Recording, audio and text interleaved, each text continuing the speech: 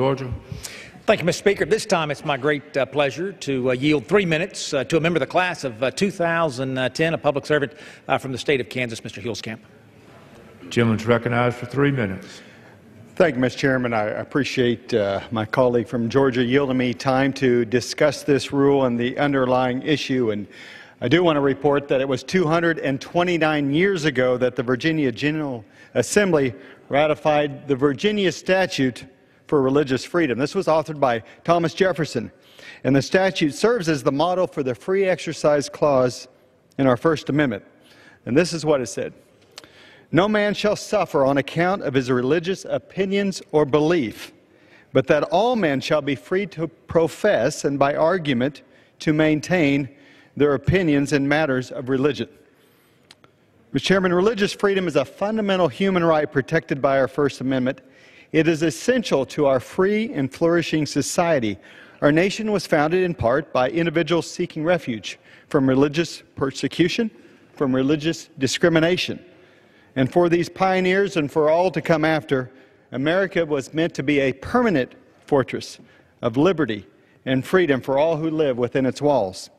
At its essence, the concept of religious freedom is about much more than religion.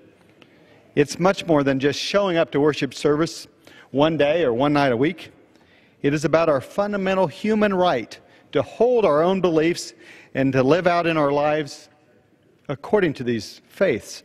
Religious freedom, quite simply, is about freedom itself. This is why the very first part of the very First Amendment to our Constitution is about religious freedom. It is our first and most cherished liberty.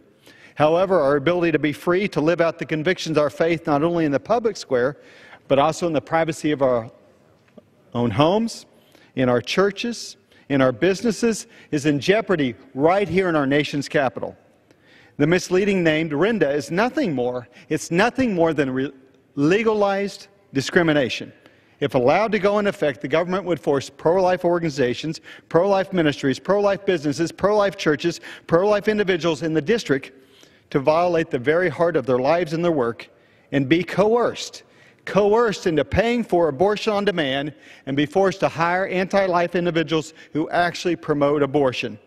As a Catholic and as an American, I am offended by such coercion. Now is the time for Congress to stand up against this direct assault on our freedom of religion, also our freedom of association, and our freedom of speech. I encourage my colleagues to join me and honor our constitutional oath of office by adopting this rule and passing H.A. Res. 43. Mr. Chairman, I yield back my time.